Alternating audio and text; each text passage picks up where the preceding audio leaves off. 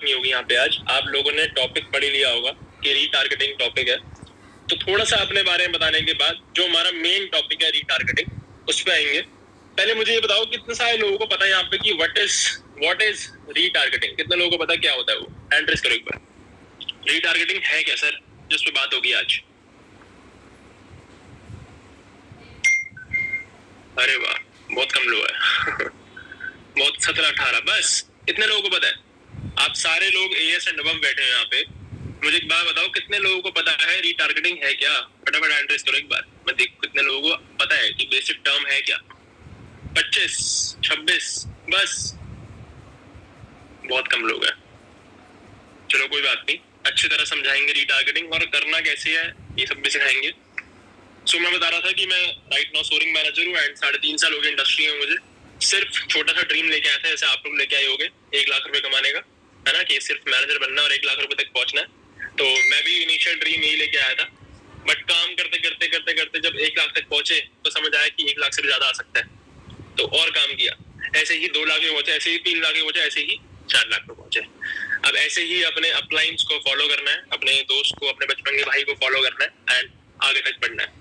ठीक है। सो अब राइट नाउ मेरी टीम में 30 मैनेजर्स हो चुके हैं। अब सारी स्किल्स हम अच्छी तरह सीख चुके हैं, बस रेगुलर काम करके उसको शार्प करते जाना, ताकि हम लोग भी आगे बढ़े, आप लोग भी आगे बढ़ो। ठीक है। सो जो आज का टॉपिक है वो है रीटारगेटिंग। मुझे देख के समझ आ गया कि बहुत कम लोगों को पता है, यहाँ पे सिर्फ 25-30 लोगों ने हैंड रेज करे। एंड रीटारगेटिंग क्या होता है? रीटारगेटिंग मतलब होता है कि चाहे आप बात कर लो एनरोलमेंट की, चाहे आप बात कर लो डे 1 दिखाने की, डे 2 दिखाने की, चाहे आप एक सेकंड,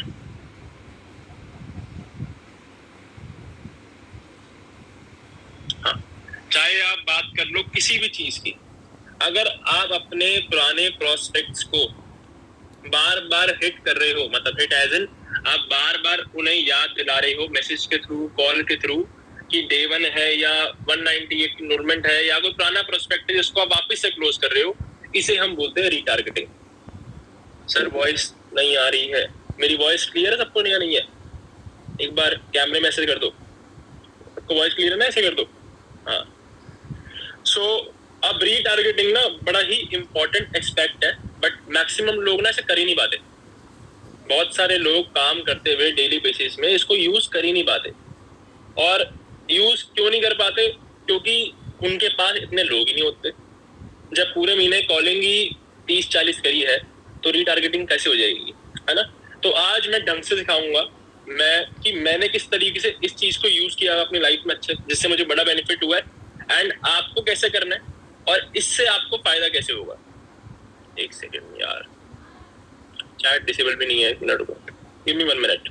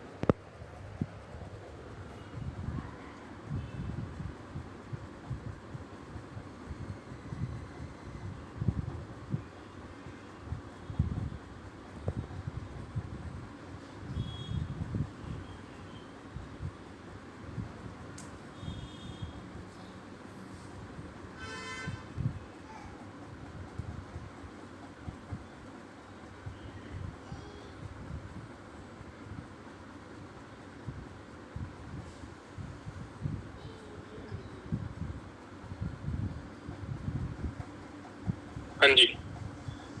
सो मैं आपको बता रहा था कि रीटारगेटिंग कैसे यूज करेंगे, हमें कब काम आती है, एंड मुझे अपने एक्सपीरियंस में कब काम आई हुई है ना? सो देखो, कोई भी आपको मैनेजर अगर सिखा रहा है तो ना उसने वो सारी चीजें खुद फेस करी है, इसलिए वो आपको सिखा पा रहा है। एंड ऐसे ही जैसे मैंने ये चीज फील करी है, मेरे टाइम पे क्या हुआ था, मेरे टाइम पे अच्छी तरह याद है, मेरा सुपरवाइजर लेवल का मन था। तो मैं आपको बताऊंगा रीटारगेटिंग मुझे काम कैसे आई और रीटारगेटिंग में बेनिफिट कैसे हुआ। आप लोगों को सीखने की, समझने की नीड है ये चीज, है ना? जब मेरा सुपरवाइजर लेवल था, मैं अच्छे से काम कर रहा था, एंड मुझे अच्छी तरह याद है कि मंथ के एंड में मेरी 3 सीसी बची थी, 3 सीसी। ठीक है। तो उसको पूरा करने के लिए मैं कृष्णा सर को बोला, मैंने भाई 3 सीसी बची है एंड सिर्फ 2 दिन बचे हैं यार, मुझे बार बार ना चैट ऑफ करने के लिए मैसेज आ जा रहे हैं, तो मैं परेशान हो रहा हूँ इस तरफ से। 1 मिनट।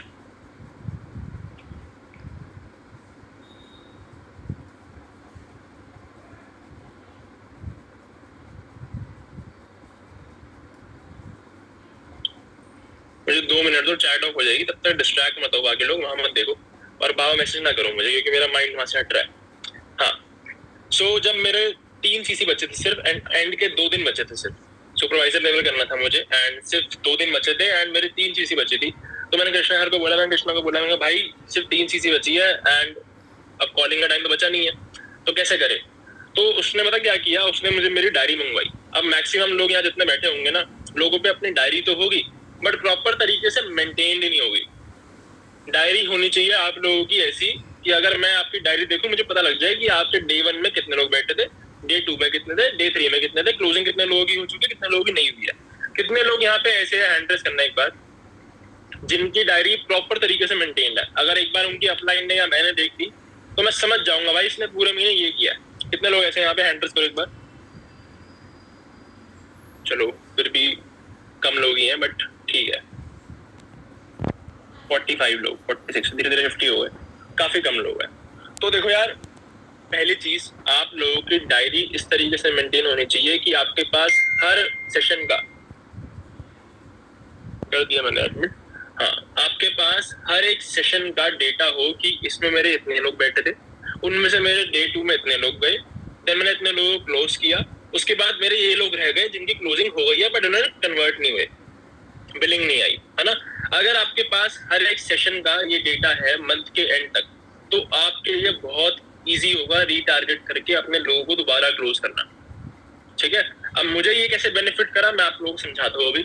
अब मेरे सिर्फ 3 सीसी बची थी, तो मैंने, किसान ने मुझे क्या बोला, उसने कहा मुझे भाई एक काम कर, जितने भी लोग तेरे बैठे थे पूरे मंथ में, जो डे 2 तक पहुंचे थे, जिनकी सबकी क्लोजिंग हो चुकी थी बट वो किसी ना किसी रीजन की वजह से स्टार्ट नहीं कर पाए, सबको दोबारा फोन कर, सबको दोबारा फोन कर, चाहे अपने फोन से कर चाहे किसी और के फोन से कर, बट सबको दोबारा फोन कर, सबकी दोबारा रीक्लोजिंग करेंगे बैठ। तो मैंने उस लास्ट के 2 दिन में अपने डाउनलाइन के साथ मिलके हमने उन सारे लोगों को कॉल किया जो डे 2 तक पहुंच गए थे बट किसी कारण मुझसे बात ना हो पाई हो, बट या बात हो गई हो बट लिंक ना हो पाई हो। जितने भी लोग थे, मैंने जज नहीं किया कोई स्टार्ट करेगा नहीं करेगा, जितने भी लोग थे जो डे 2 तक पहुंचे थे सबको कॉल मिला दिया मैंने, सबकी लिस्ट बनाई, सबको कॉल मिला दिया मैंने। वहां से मुझे बेनिफिट हुआ 4 सीसी का, जो मुझे भी नहीं पता था कभी हो पाएगा।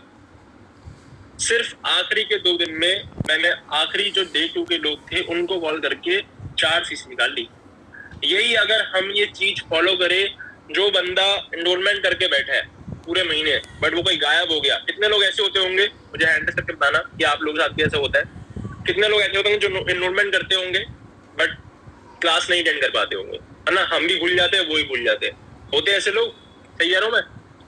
ऐसे ही कितने लोग होंगे जो एनरोलमेंट करके पहली क्लास अटेंड करते होंगे, दूसरी भूल जाते होंगे, या किसी ना किसी रीजन की वजह से आपका फोन उठाते होंगे, आप दोबारा कॉल नहीं करते होगे, उनसे दोबारा रिकनेक्ट नहीं हो पाते होंगे आप। है ऐसे लोग, एक बार कैमरा में कर दो ऐसे है तो, है ना। ऐसे ही कितने सारे लोग होंगे जिनको आप लगता है कि डे 2 तक पहुंच गया है बट उससे अगर आपकी बात नहीं हो पाई, अगर उसने फोन नहीं उठाया तो आप भी छोड़ देते हो, वो भी छोड़ देते हैं। एम आई राइट? ऐसे लोग भी है। तो अगर हमारे पास पूरे महीने का अच्छी तरह डेटा हो जिनसे हम इन्हें रीटारगेट कर पाए, तो क्या हमारे लिए बेनिफिशियल होगा या नहीं होगा? ऑब्वियसली होगा, है ना। सो अब जितने भी लोग यहाँ सारे एएस ही हैं, तो जितने भी लोग यहाँ पे सारे एएस हैं, अगर आपको सुपरवाइजर करना है ना, हर कोई सुपरवाइजर चेस कर रहा है, जितने भी एएस लोग हैं, तो अगर आपको कोई भी लेवल करना है, चाहे वो मैनेजर हो चाहे वो सुपरवाइजर हो, आपके हर एक लेवल में रीटारगेटिंग आपको ऐसा मैजिक दे देगी ना कि आपकी महीने की एंड की 4-5 जितना आप ज्यादा काम करोगे उतना आपको ज्यादा बेनिफिट आएगा। अगर आप पूरे महीने में काम ही बहुत कम करते हो, अगर आप पूरे महीने में 20 कॉलिंग करते हो डेली बेसिस पे, तो ऑब्वियस सी बात है आपका नंबर गेम कम रहा और आपका रिजल्ट भी कम रहा रीटारगेटिंग का। तो इसके ना कुछ पॉइंट्स है, मैं लिखवाया तो आपको अगर अच्छी तरह याद रहे आपको, तो वो लिख लो, फिर हम बात करेंगे अच्छे से इस बारे में। तो आप हेडिंग लिख लो रीटारगेटिंग, फर्स्ट पॉइंट लिखो। First point, play in number game. आपको डेली बेसिस पे 40-50 कॉलिंग मिनिमम बोल रहा हूँ, मिनिमम करनी पड़ेंगी अगर आप चाहते हो कि आप नंबर गेम से बेनिफिट उठा पाओ और रीटारगेटिंग करके बेनिफिट उठा पाओ। तो पहली चीज लिखो, प्ले इन नंबर्स। जो नंबर गेम है आपकी स्ट्रॉन्ग होनी चाहिए। आपको एटलीस्ट 40-50 कॉलिंग करनी है डेली बेसिस पे, ठीक है। Second, maintain a proper data. अगर आपके पास प्रॉपर डेटा नहीं होगा, प्रॉपर नेम्स, प्रॉपर सेशन में कितने लोग बैठे थे, सब कुछ नहीं होगा आपके पास, तो फिर भूल जाओ, रीटारगेटिंग कुछ फायदा नहीं होने वाला उसका। जब आप पे डेटा होगा कि आपके मास्टर क्लास डे 1 डे 2 में कितने लोग बैठे हैं, कब बैठे थे, तो आपको पता रहेगा कि मुझे किस टाइम पे किसको फोन करना है रीटारगेट करने के लिए, दोबारा से बिजनेस में समझाने के लिए, ठीक है। जब आपने ये दोनों चीजें प्रॉपर मेंटेन करी और आप मंथ के एंड तक गए, तो उसके बाद आपने अपने एक फेवरेट अपलाइन को पकड़ना है। किसको पकड़ना है? फेवरेट अपलाइन को, जिसपे आप भरोसा करते हो, जिनसे आप साथ रहते हो, है ना। आपने उनको बोलना है कि सर मेरे पास ये डेटा है ना, मेरे पूरे महीने के ये लोग थे एंड इनकी दोबारा से रीक्लोजिंग करनी है मिलके। अगर आपने ढंग से मिलके रीक्लोजिंग करी उनकी, तो आपको 4-6 सीसी का बेनिफिट सीधा वहीं आ जाएगा। समझ गए? ये हमारा रीटारगेटिंग का मेथड जो हम फॉलो करते हैं। अब मैं आपको समझा रहा था कि जब मैं काम कर रहा था अपने, जब मैं एएस था, मैं सुपरवाइजर कर रहा था, तो मेरे पास प्रॉपर डायरी मेंटेन थी। मेरे पास आज भी 4-5 डायरी मेरी हर साल भरती रहती है, जबकि मेरा कुछ अब ज्यादा कॉलिंग का काम भी नहीं है, बट मेरी डायरी भरती रहती है क्योंकि मेरे पास डेटा पूरा मेंटेन रहता है। तो अगर हम डेटा मेंटेन रखेंगे तो हमें सारी चीजें बेनिफिट करेंगी, ठीक है। अब एक चीज और, अब जो आपकी रीटारगेटिंग है ना, ये आपकी 198 में भी यूज होती है। कितने लोग ऐसे, जो सारे लोग ही ऐसे होंगे जो भी 198 पे काम करते हैं, है ना। या सबकी अमाउंट अलग अलग है, सारे 198 पे करते हैं, चाहे वो इनरोलमेंट मनी हो, मतलब सारे लोग इनरोलमेंट पे काम करते हैं, राइट। तो अभी जितने लोगों पे आप कॉलिंग करते हो, क्या आप कॉलिंग पे करते हो रीटारगेट? ऐसा होता है? करते हो नहीं करते? हैंड डाउन में, लोअर हैंड करते हो, बताना मुझे, फिर मैं बताऊं कैसे करना है। कितने लोग ऐसे हैं जो अपने प्रोस्पेक्ट्स को इनरोलमेंट के टाइम पे ही रीटारगेट करते हैं? हैंड पे कहता हूं कितने लोग ऐसे करते होंगे, फिर मैं सिखाऊंगा ऐसे करना। बहुत कम लोग करते हैं। हमारा काम है बीइंग अ नेटवर्कर, जितने भी आप सारे लोग बैठे हैं यहाँ पे, हमारा काम है बीइंग अ नेटवर्कर कि हमारे पास जितने भी नंबर्स आ रहे हैं, जितनी भी लीड्स आ रही हैं, चाहे आप वो कहीं से भी लो, चाहे वो आप अपनी अपलाइन से लो, किसी डिजिटल मार्केटर से लो, चाहे आप खुद जनरेट करो, हमारा काम क्या है? हमारा काम है कि उस लीड्स में से उसको बेस्ट निकालना है। मतलब हमें वो लीड अच्छी तरह यूज करनी है कि वो हमारा बेनिफिट करा पाए, चाहे वो एनरोलमेंट के टाइम पे हो, चाहे वो क्लोजिंग के टाइम पे हो। अब मैंने आपको रीटारगेटिंग बताया, मेरी अभी गाड़ी की इंश्योरेंस है। आप लोगों ने फील किया होगा ये, जब भी कोई चीज खत्म होने वाली होती है या हम कोई चीज स्टार्ट करने वाले होते हैं, चाहे वो जिम हो, चाहे वो गाड़ी लेना हो, या वो गाड़ी की इंश्योरेंस हो, तो जो कंपनी वाले लोग होते हैं ना, दबा दबा के फोन करते हैं। हुआ आपके साथ ऐसा फील किया आपने? अगर आपने जिम की मेंबरशिप लेनी हो, आपने फॉर्म भर के आए हो, तो आपको दबा के फोन आते हैं। एंड आप एक चीज नोटिस करना, बिल्कुल शर्म नहीं होती उनके फेस पे कि मैंने इसको 10 बार फोन करा है तो 11वीं बार फोन नहीं करना चाहिए, है ना। बिल्कुल शर्म नहीं होती उनको कि हमें दोबारा फोन नहीं करना चाहिए, क्योंकि वो अपने काम को लेकर ट्रू रहते हैं।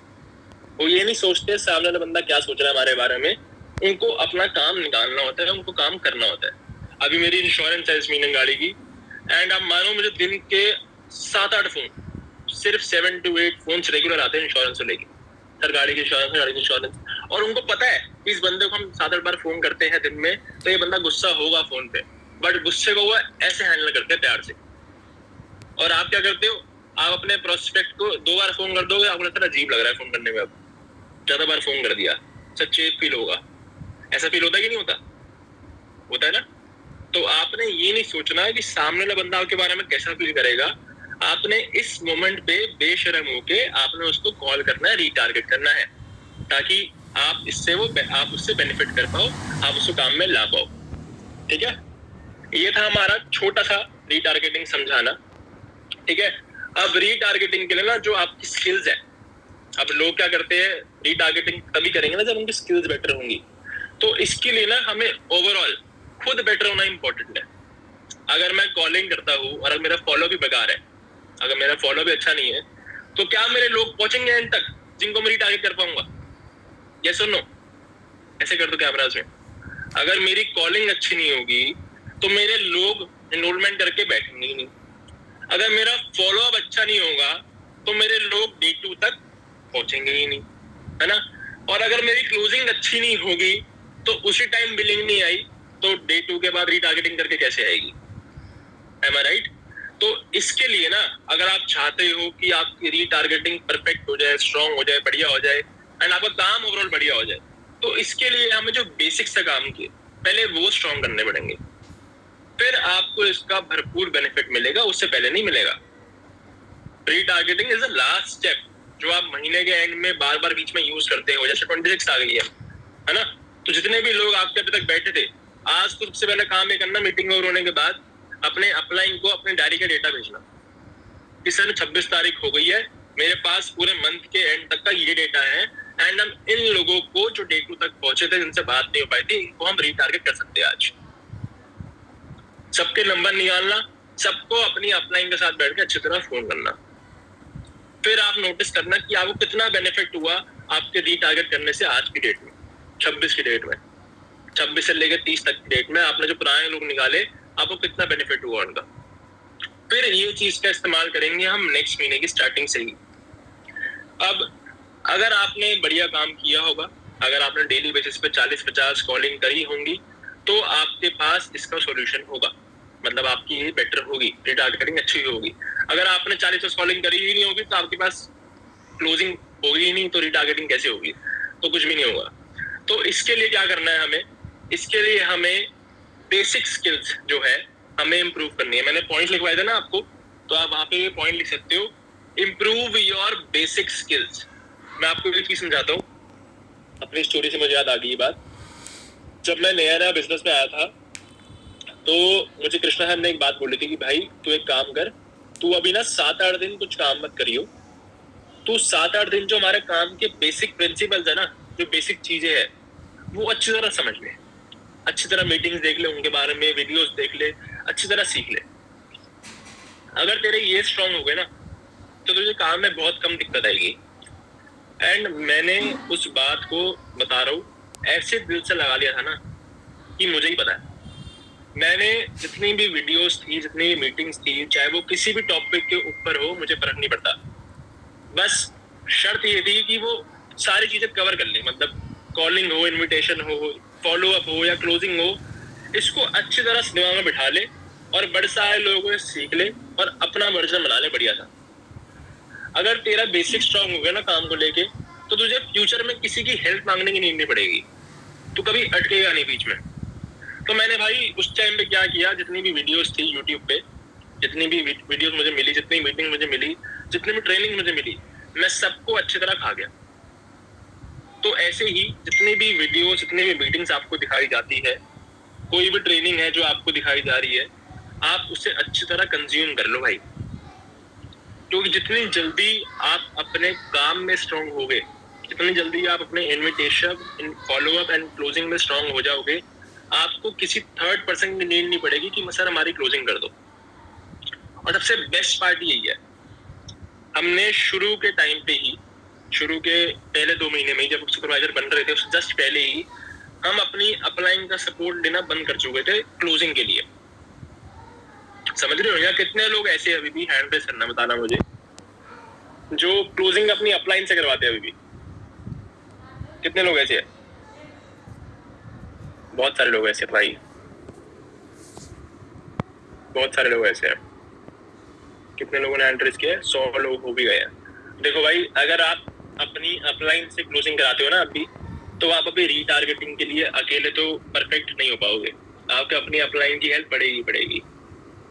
तो पहला अपना गोल बनाओ सब कि जितने भी चीजें हैं, इनविटेशन, फॉलो अप, क्लोजिंग है, कोई भी स्किल बेस्ड चीज है, वो हमें खुद को आनी चाहिए, ताकि हम अपनी अपलाइन पे डिपेंडेंट ना रहे। अब अपलाइन किसी टाइम बिजी हुआ, आपको क्लोजिंग करानी हुई, कैसे करोगे? नहीं कराओगे क्लोजिंग, मना कर दोगे कि बाद में करेंगे क्लोजिंग, है ना?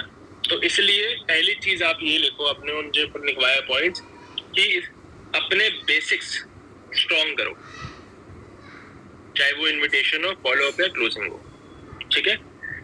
अब जो ये चीज है, चाहे वो इनविटेशन हो, चाहे वो फॉलो अप या क्लोजिंग हो, ये तीनों अगर आपकी मिलकर स्ट्रॉन्ग होगी तभी आपका बंदा एंड तक पहुंचता है एंड तभी उससे आपको आउटपुट मिलता है, नहीं तो नहीं मिलता है। क्लियर? सो आई होप मैंने आपको रीटारगेटिंग वाला पार्ट ढंग से समझाया होगा। एंड इसके अलावा पता क्या होता है, आप बहुत सारे तरीके यूज कर सकते हो। जैसे मैं क्या करता हूँ तरीका यूज, डेली बेसिस पे हम कॉलिंग करते हैं, है ना, डेली बेसिस पे हम कॉलिंग करते हैं सारे।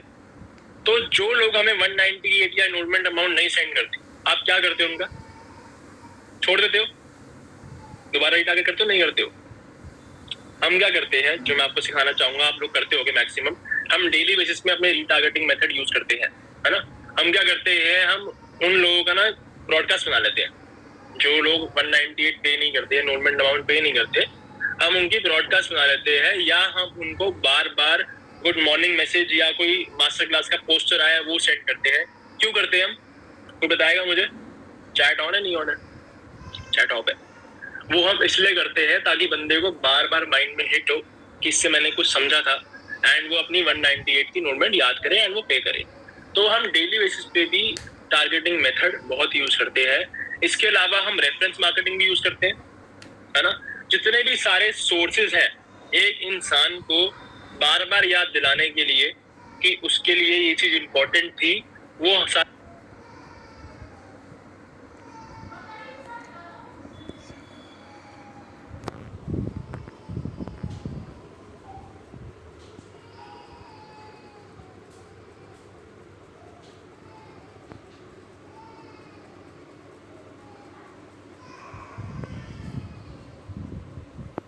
चीज हमारे रीटारगेटिंग में इंक्लूड होती है। तो अगर हम इसको परफेक्ट रखेंगे तो हमें ये डेली बेसिस पे बिजनेस बूम करेगा, बढ़िया काम देगा। तो मैंने आपको अभी तक समझाया, कोई मुझे बताएगा, दिखाएगा सामने कैमरे में क्या पॉइंट्स थे 3? मैं देख लूंगा, समझ जाऊंगा। एक जने का दिख रहा है बट राइटिंग अच्छी नहीं है, तो मैं एक बार वो कर देता हूँ, अनम्यूट। मुझे एक बार पॉइंट्स पढ़ के बता दो।